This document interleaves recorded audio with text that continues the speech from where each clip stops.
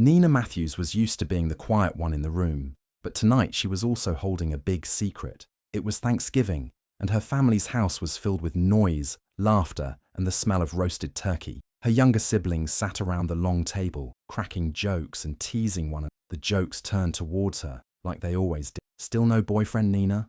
her brother Marcus asked, chuckling as he passed the mashed potatoes. "You know she's practically a spinster now," said her sister Jasmine, grinning. "We should just marry her off to her job. At least that loves her back." Everyone laughed. Nina forced a polite smile. She stirred her cranberry sauce slowly, eyes flicking to the clock above the fireplace. 7:42 p.m., right on time. Her phone buzzed silently in her lap. She glanced at the screen and then stood up. "I need to step out for a bit," she said softly. No one seemed to notice. They were too busy talking, eating, and pouring wine. She slipped her coat on and walked out into the cold November night. Nina climbed into her small, well-worn car.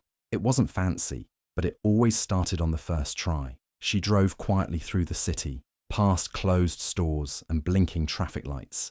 Heading toward the edge of town, she pulled into a narrow driveway beside a rundown house. The siding was chipped, and one window had cardboard taped over it. She got out of the car and unlocked the front door. As she stepped inside, the sound of little feet came rushing toward her. "Mommy!" a little boy cried, wrapping his arms around her legs. His name was Caleb, 8 years old. Behind him, a small girl with tangled hair and big eyes hugged Nina's waist. "Mommy, we waited for you," she whispered. Her name was Lila, just 5. In the corner, a baby sat in a playpen, waving her tiny hands. Nina scooped her up and kissed her soft cheek. "I missed you all," she said, her voice full of warmth. In this small, tired house, Nina was not alone. She was not just a quiet sister or a joke at the dinner table. Here, she was something else entirely. She was a mother. 2 years ago, Nina Matthews was planning a wedding. Her fiancé, Daniel, was kind, funny, and loved her deeply. They had picked out the venue, the cake, and even written their vows. But just 3 weeks before the wedding, Daniel was killed in a car accident. One moment, he was calling to say he'd be home soon. The next, she got a call from the hospital. After the funeral, everything felt quiet. Too quiet. Nina stopped smiling. She went to work and came home, but she was just moving through the days. Her siblings stopped checking in. Her parents told her to move on and keep busy, but nothing felt normal anymore. It was like her world had stopped, and everyone else had kept going. She poured herself into her job. Nina was a caseworker for the Department of Family Services. She visited homes, checked on children, made reports. It was hard work, but it gave her purpose. She didn't talk about Daniel. She didn't talk much at all. Then one day, she got a call about a case. A neighbor had heard crying in an abandoned house. Nina arrived with the police. What she saw changed her life forever. Inside, the house was falling apart. Dirty blankets on the floor, empty bottles, a sharp smell of smoke and garbage. In one corner, there were 3 children, 2 little ones, and a baby, lying on a torn mattress. They were thin, dirty, and scared. No adults, no food, just silence. The oldest boy looked up at Nina with tired eyes. "Are you here to take us away?" Nina brought them into the system, but the problem was bigger than just one day. Foster homes were full. No one was taking siblings together. The kids were about to be split up. Nina couldn't let that happen. She made a bold choice. She filed to become their foster parent. The process was long and hard. Many people questioned her. "You're single. You just lost someone. Can you handle 3 kids?" But Nina kept fighting. She took classes, filled out forms, went to court again and again. For months, she juggled everything: work, parenting, court visits, sleepless nights. The baby cried all the time. The 5-year-old had nightmares. The 8-year-old didn't trust anyone. But slowly, they began to change. They began to laugh. They drew pictures for her and called her Mama without being asked. After 18 months, the adoption went through. The judge smiled at Nina and said, "They're yours now." Present-day Nina is still quiet, still hard-working, but different. Her house is small and old, but the walls are full of crayon drawings and school photos. The kids play in the backyard. There's always laundry to do, dishes in the sink, and someone calling Mom. She is tired every single day. But when Caleb hugs her, or when Lila shows her a drawing, she knows it's worth it. She never told her family. She didn't want their questions or their judgment. They always saw her as the quiet one, the spinster. She was afraid they wouldn't understand. So, she kept it to herself. But at home, with her 3 children, Nina Matthews is not alone. She may have lost one future, but she built a new one, with love, pain, and fierce devotion. Jasmine, Nina's older sister, was throwing a big party at her house. She had just announced that she was pregnant with her 2nd child, and the whole family had gathered to celebrate. The house was full of music, balloons, and happy chatter. People were taking pictures, laughing, and hugging Jasmine. Nina stood near the back of the room, holding a glass of water. She smiled politely, nodded when spoken to, but didn't say much. As usual, she felt like she didn't belong in the middle of all the noise. Jasmine stood on a small platform, giving a little speech. "Thank you all for coming. We're so excited for baby number 2. I've always dreamed of being a mum of 2, and now it's happening." People clapped. Then Jasmine glanced at Nina and smiled too sweetly. "And maybe one day Nina will join us in the baby club," Jasmine added with a laugh. Though at this point, maybe a cat would be easier. Everyone laughed. Nina looked down at her shoes. Jasmine kept going. "Honestly, I don't know how you do it, Nina. No husband, no kids, always so calm and cold. You're like a nun, but with less joy." More laughter. Nina didn't react. She just stood there quietly, letting the words pass through her like wind. A few minutes later, Jasmine's young daughter ran by, holding a juice glass. She tripped and the red liquid spilled all over Nina's light blouse. "Oh no," Nina said gently, stepping back. "Oh my God, I'm so sorry." Jasmine laughed, not looking sorry at all. "You should go get that out before it stains, unless you want to keep it as a fashion statement." Nina gave a small smile and nodded. "I'll step outside for a minute." She walked out to the backyard, away from the noise. The air was cool and still. She took a deep breath. A moment later, Jasmine followed her. "You always do this," Jasmine said, arms crossed. "You come to these events, stand in a corner, and act like you're better than everyone." "I don't think that," Nina replied calmly. "Yes, you do," Jasmine snapped. "You don't even try to be happy. You've built this lonely life, and you act like that's noble. It's just sad." Nina turned to her sister. Her voice was quiet but steady. "You think I'm alone," she said, "but I'm raising 3 children, every day, while you treat motherhood like a photo op." Jasmine blinked. She looked confused, then laughed. "Wait, what kids?" she said, thinking it was a joke. Nina didn't answer. She just looked at Jasmine for a long moment, then turned and walked back into the house. She didn't need to explain herself. Jasmine stood there in the dark, confused. But a seed had been planted, and it was going to grow. After the party, Jasmine couldn't stop thinking about what Nina said. "I'm raising 3 children." What did she mean? Was she serious? Jasmine didn't want to ask directly. Instead, she started watching. She drove past Nina's house one morning, pretending she was just in the neighborhood. She parked across the street and waited. A few minutes later, she saw the front door open. A little boy stepped out, holding a backpack. Then a younger girl followed. And finally, Nina came out carrying a baby. Jasmine stared in shock. She took a picture with her phone and sent it to the family group chat. "Nina has kids! Since when?" The chat exploded. Marcus replied first. "What? Are those her clients? You think she kidnapped them?" Another sibling asked. "No, but something's not right," Jasmine wrote. "She never told us. Who hides kids like that?" Their mother, Elaine, sent a message. "She's trying to replace Daniel. This is not healthy." Jasmine didn't stop there. She drove by Nina's house again later that week, this time bringing her younger brother, Caleb. They stayed hidden, but watched the kids playing in the yard. The children laughed and called Nina Mommy. More photos, more messages. Then came Sunday. At church, after the service, Nina was walking out with the kids when her whole family surrounded her. Her mother stepped in front of her, face full of tears. "Is it true?" she asked. "You adopted crack babies without even telling us." People nearby turned to look. Nina froze. Her cheeks turned red, but her eyes burned with anger. "Don't call them that," she said, her voice shaking. "You don't just go and adopt 3 children and keep it a secret from your whole family," Marcus said, stepping forward. "That's not normal. That's not safe." "They were abandoned," Nina snapped. "Starving. Alone. I found them in a broken house, and no one wanted them. I did." "They're not yours," Jasmine shouted. "They are mine," Nina said loudly. "I feed them. I hold them when they have nightmares. I take them to school, to the doctor, to the park. I stay up when they're sick. I love them. Isn't that what being a mother means?" "Why didn't you tell us?" her mother asked. voice trembling. Because you don't listen, Nina replied. When Daniel died, you all disappeared. You told me to move on, to stop feeling. I was alone. And then I found these kids. They were dying inside that house. No one cared. But I did. I gave them life again. Where were any of you? No one answered. The silence was heavy. Then Marcus stepped forward, serious now. I'm going to file a petition. You're not stable, Nina. These kids deserve proper care. Nina stared at him, heart racing. You want to take them from me?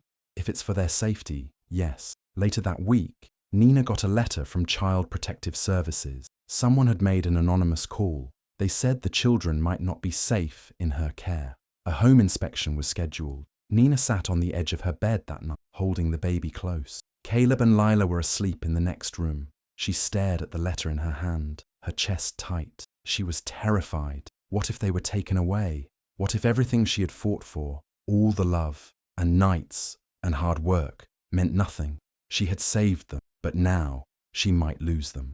The day of the home inspection came.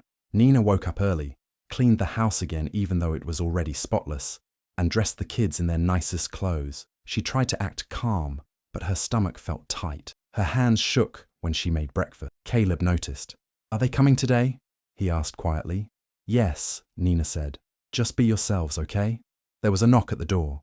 A tall woman stood outside holding a clipboard. Her face was serious. Miss Matthews, I'm here for the home inspection.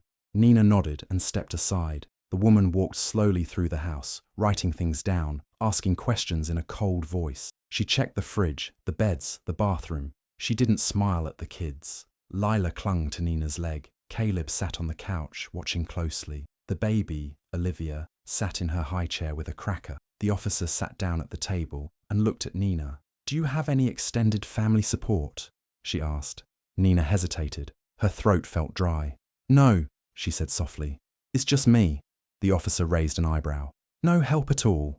No, Nina repeated. Her voice cracked. She felt her eyes burning. She tried to hold it in, but the tears came anyway. I do everything myself. I'm tired, but I love them. I give them everything I can. For a moment, no one said anything. Then Caleb stood up. He walked over to the officer and handed her a folded piece of paper. I wrote this, he said, for you. The woman took it, surprised. She opened it and began to read silently. It was written in Caleb's careful handwriting. My name is Caleb. I used to be very sad. I didn't have food or toys or a bed. Then Nina came. She gave me a bed and food. She reads to me every night. I had my first real birthday with cake and balloons. I never had that before. Nina is my mum. Please, don't take us away. The officer didn't say anything right away. She read the letter again. Then she looked up at Nina. They're safe here, she said quietly. You're doing a good job. Nina let out a long breath she didn't know she was holding. Her eyes filled again, but this time with relief. Later that evening, after the officer had left and the kids were playing, Jasmine stopped by the house. Nina wasn't home yet, but Caleb had slipped a second copy of his letter into Jasmine's purse during a short visit earlier that week. When Jasmine got to her car, she opened her purse and saw the paper. She unfolded it and read it. At first, she thought it was just a drawing, but as she read the words, her hands started to shake. By the time she finished, she was crying. She sat in her car for a long time, holding the letter. All this time, she thought Nina was hiding out of shame, out of bitterness, out of selfishness. But now she understood. Nina wasn't silent because she had failed. She was silent because she was fighting for them, and it was the kind of love Jasmine had never really seen before. It was a quiet afternoon when Nina heard a soft knock on the door. She looked through the window and saw Jasmine standing on the porch, holding a bag in her hands. Nina hesitated. Her first thought was to pretend she wasn't home, but something in Jasmine's face made her open the door. Jasmine gave a small smile. Can I come in? Nina stepped aside, silent. Jasmine walked in slowly, looking around. The living room was a little messy, blocks on the floor, a blanket draped over the couch, a sippy cup on the table, but it felt warm, lived in, full of life. I brought some things for the kids, Jasmine said, lifting the bag. Some books, clothes, a few toys. Nina nodded. Thanks. For a few moments, neither of them spoke. Then Jasmine looked at her sister, eyes shiny. I was wrong, she said quietly. About everything. I judged you. I laughed at you. And I had no idea what you were carrying. Nina crossed her arms, not angry, just guarded. Jasmine went on. That letter, Caleb's letter, it broke me.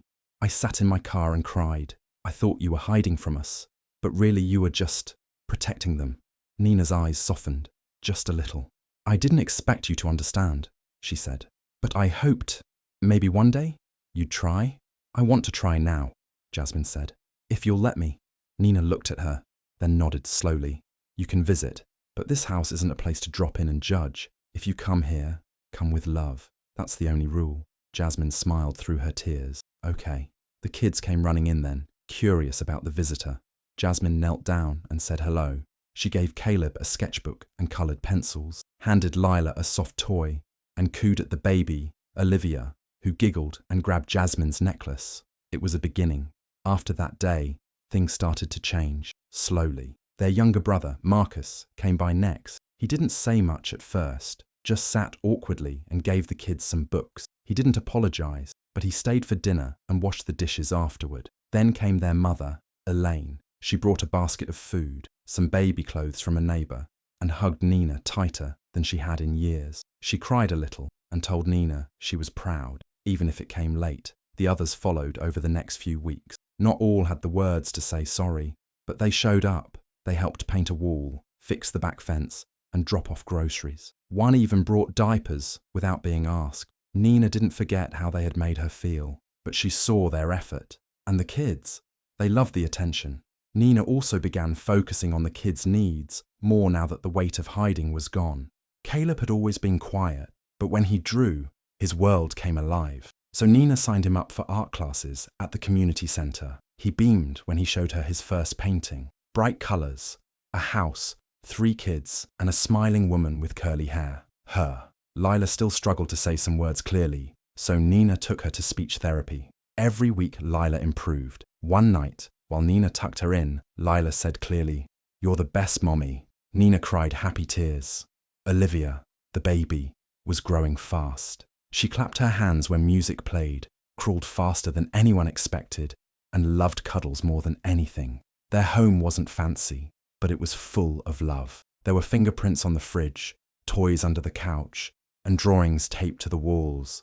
And laughter, so much laughter. For the first time in a long while, Nina started to feel like she could breathe. She wasn't hiding anymore. She was living. One night after the kids were asleep, she opened her laptop and started writing. She poured her heart into her words, about losing Daniel, about finding the kids, about fighting to keep them, and about how love doesn't always come the way we expect. She posted it on a small blog she started just for herself. She called it Brave, Quiet Love. She didn't expect anyone to read it, but they did. One post turned into 10, then 20. Women started messaging her. Some were single, some widowed, some just scared, but all looking for hope. "You made me feel less alone," one woman wrote. "I've been thinking about adoption for years, and you gave me the courage," said another. One morning, Nina woke up to find her blog had gone viral. A parenting magazine had shared one of her posts. People were sharing her story all over the internet. A week later, she got an email from a magazine editor. They wanted to interview her and feature her in a story about mothers who change lives in quiet ways. Nina stared at the screen for a long time. She looked around her house, at the scattered toys, the art projects on the wall, the blanket she and Caleb had sewn together, the soft hum of the baby monitor. She thought about everything she had lost and everything she had found. She wrote back, "Yes, I'd love to." A new chapter was beginning, not the one she had planned years ago, not the one with white dresses and wedding songs, but one with joy and paint-covered fingers and bedtime kisses, one with love that had been fought for every single day. And she wasn't walking alone anymore. The house was calm, dinner was done, toys were picked up, and the lights were dim. Nina moved quietly through the hallway, checking on the kids one by one. Lila was already asleep, her thumb in her mouth, holding her favourite blanket. The baby, Olivia, was curled up in her crib, breathing softly. Nina walked into Caleb's room last. He was still awake, lying under his blanket with wide eyes. She sat beside him, smoothing the blanket over his chest. He looked at her and asked, "Why don't they call you their sister anymore?" Nina smiled gently. Because I finally started calling myself their mother. Caleb gave a small smile back and turned on his side. Nina kissed his cheek and turned off the light. She stepped outside onto the porch. The night air was cool and still. Stars filled the sky, quiet and bright. She looked up, taking a deep breath. For a long time, the silence had made her feel lonely. Now it felt peaceful. Her phone buzzed. She looked at the screen. A message popped up. Her blog had just reached 10,000 followers. She stared at it for a moment, then turned off the phone and slipped it into her pocket. Without a word, she stepped back inside. The warm air of the house wrapped around her. She closed the door behind her, and everything felt complete.